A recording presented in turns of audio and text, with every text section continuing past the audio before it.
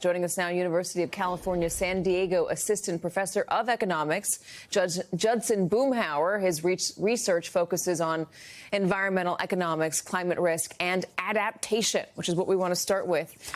Judson, Marshall Plan and adaptation, what should that look like?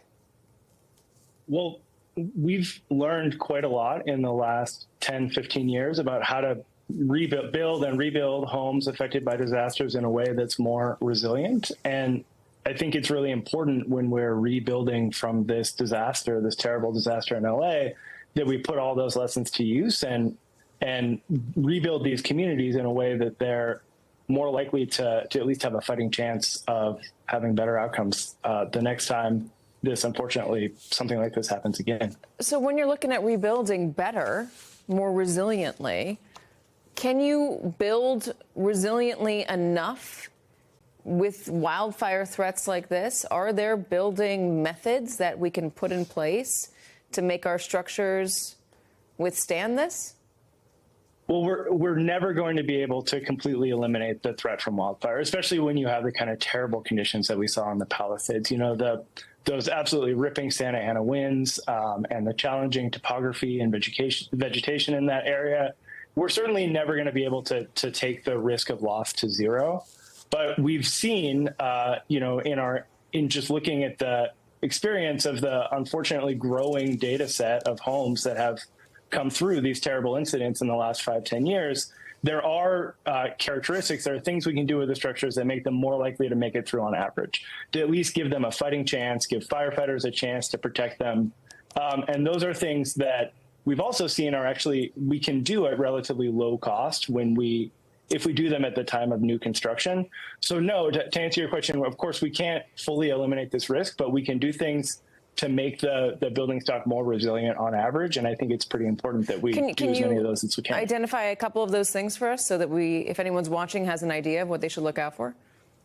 Yeah, and many of these things are actually written into the building code in California since the late 2000s. So we're thinking about using, the most fire-resistant roofing materials that you possibly can, using fire-resistant siding, thinking about decks and fences and what those are made of and how they're attached to the house. Even really prosaic things like making sure that you have mesh over the vents that prevents embers from getting into your structure. All of these things we know are actually quite important and they range from very expensive things like replacing or using a high-quality roof to really low-cost things around managing vegetation and vents, like I said.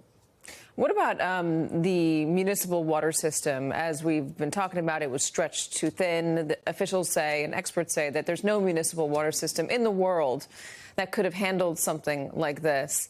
But is there a way to maybe build something new, something forward-looking? You have the Palisades in particular right on the edge of the bluffs there, and there's the Santa Monica Ocean right next door. Would there be a way to have an emergency pipeline of seawater, for instance? I mean, I'm not an engineer, so if this is ridiculous, tell me. But would there be something that firefighters could tap into, or a system in place that might go off in the event of something horrific like this, especially if they are going to rebuild in these very fire-prone areas? And to be clear, I'm not an engineer either, right? I'm an economist, so I can tell you that.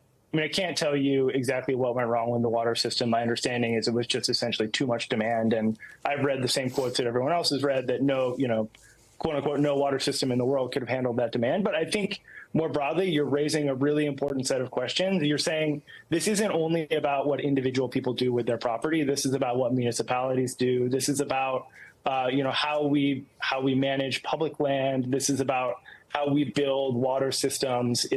It's about what your neighbor is doing with their property, because we know the investments that your neighbor makes in protecting their property have a real effect on the likelihood that your house is going to burn down, because having a burning structure next to your home is really bad news no matter what you've done to protect your house. So I think the broad point you're making is a really important one, which is this isn't only about individual choices. This is about policy decisions as well. Yeah, it is an opportunity to get some really creative civil engineers in to think about what a city of the future might look like in the world of climate change. Judson, thank you so much for joining us. I appreciate it. I know it's hard to get all of that academic thought into a 4-minute cable news segment, but I think you did an admirable job. Thank you.